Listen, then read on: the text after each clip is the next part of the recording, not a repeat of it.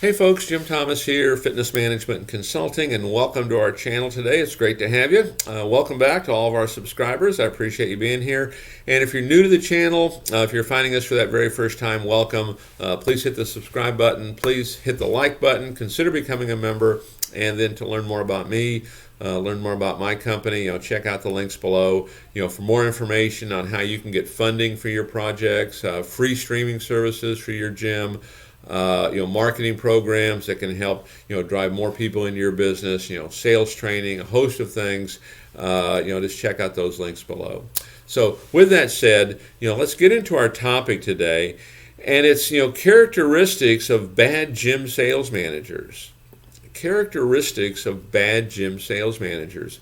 I talk to many, gym owners and operators, and why are we struggling? Why are we struggling? And sometimes they may have that wrong person in charge, or maybe they're not training that person.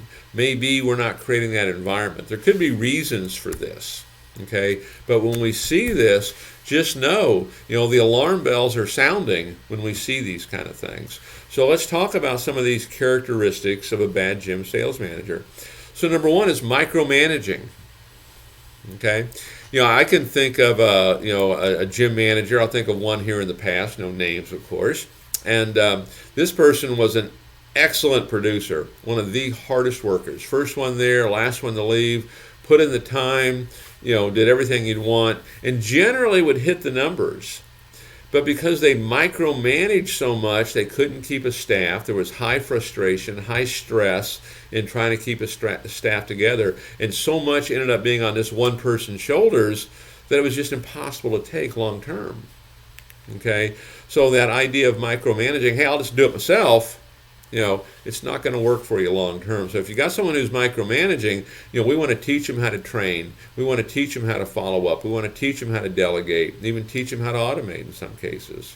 Okay, let's us take that responsibility. And this is you that's having some of this.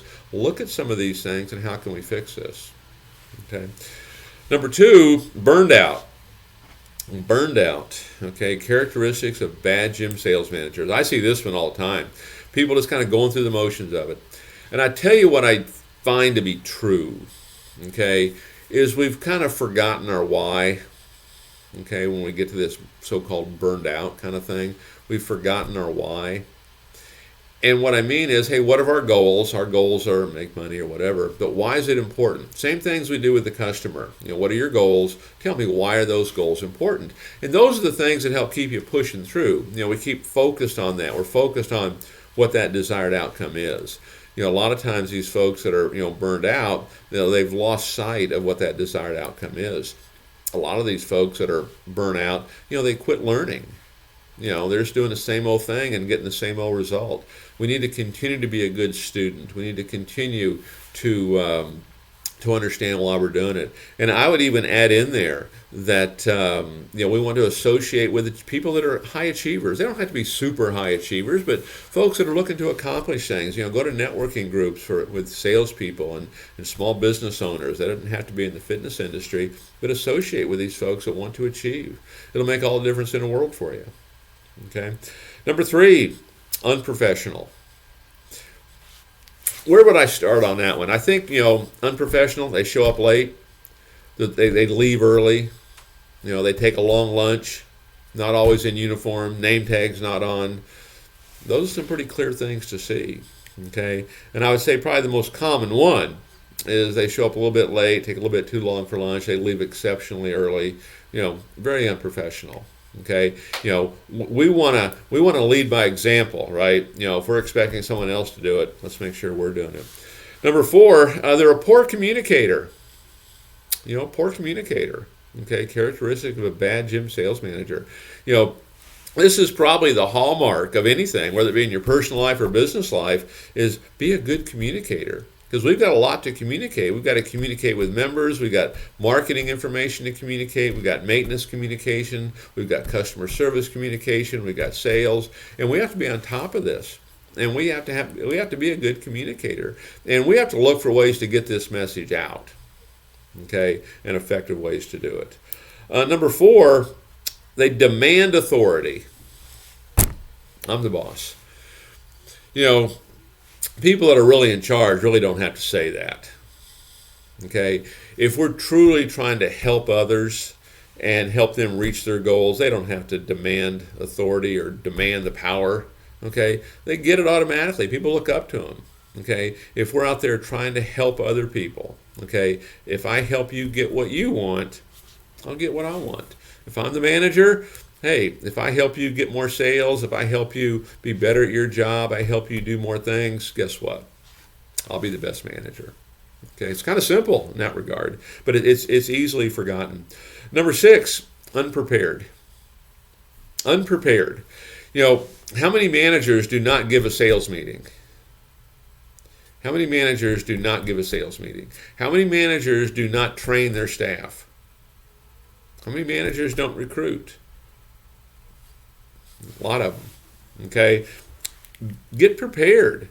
Prepare for this. Prepare for success. You know, our job is to create an environment that allows a motivated person to act. That's what we're trying to do. Number 7, unapproachable. Or unapproachable. You know, we've heard it a million times. Hey, I have an open door policy. A lot of people say that. It's not always true. But really have that open door policy. Be willing to talk with everybody. Sit down and talk with them. Make every day a training opportunity. I mean, I like to train every single day. And, you know, one of the secrets to training, I think, is empathy, okay, with folks. We kind of talk about being unapproachable. But, you know, have empathy. You know, it's one of the things that I think has always benefited me in the sales training capacity, because I started off rock bottom. There was nobody any worse than me, probably never has been, okay? But I figured it out by a lot of the things that you hear me talk about on all these videos. You know, I figured it out. And so I know what it's like to be dead last. I also know what it's like to be at the top. Okay, so I have empathy. When you get into these sales trainings, or I see someone struggle, or I understand self-confidence or self-esteem, you know, I understand that, and I go to work on it. Don't be unapproachable, you know, if this is you. You know, help your staff. Help your staff. If you're not sure yourself, you know, check out some of the videos, you know, on this channel. Lots of topics on here that we can train and help our staff with. Okay, and then number 8, taking undue credit. Taking undue credit. You know, with the way I look at it, the manager should never take credit. You know, the manager's job is to develop people. The manager's job is to create stars. Okay? If you want all the credit, stay in sales. If you want to be in management, give the credit away. Okay?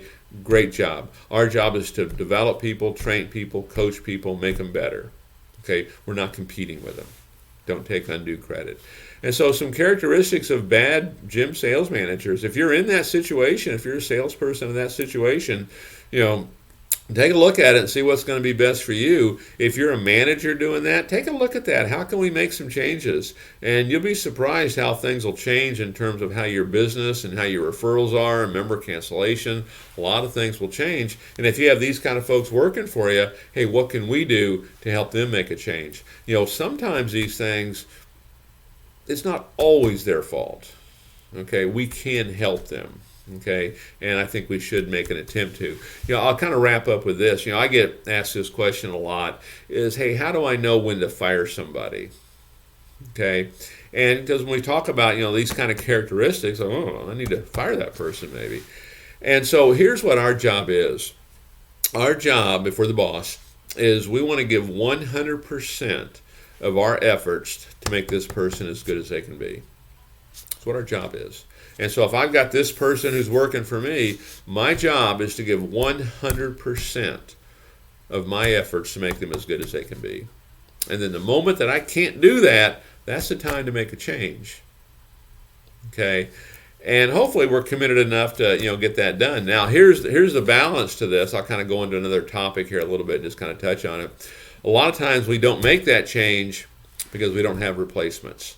And this is why we need to have a recruiting plan of action, so we always have people out there, always ready to go. So folks, my name is Jim Thomas. My company is Fitness Management and Consulting. Appreciate you being here at the channel today. If you've not yet done so, you know, please hit the subscribe button. Please hit the like button. Consider becoming a member. And to learn more about me, learn more about my company and how we can help improve your business, you know, please check out the links below. And we'll look forward to seeing you all in that next video.